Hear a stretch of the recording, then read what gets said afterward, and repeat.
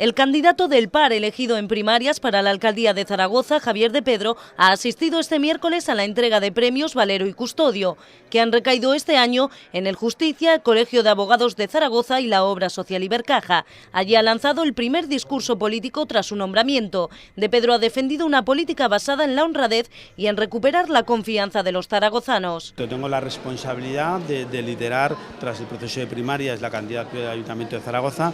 Estamos trabajando ya dentro del partido con las personas que están pues aportando pues sus conocimientos, su experiencia, su profesión, y vamos a abrirlo a la sociedad y a toda la sociedad zaragozana en general para tratar de hacer ese proyecto que innove, que genere un nuevo modelo de desarrollo para la ciudad de Zaragoza. El candidato apuesta por una política más participativa y ha destacado que Zaragoza ha pasado de la fiesta de la Expo a una ciudad que carece de un modelo de desarrollo. Además, ha instado a recuperar a los jóvenes que se han visto obligados a marcharse para buscar empleo, y su principal objetivo, ha dicho, es hacer una Zaragoza con futuro, con desarrollo sostenible y con protagonismo económico y cultural en España y en Europa.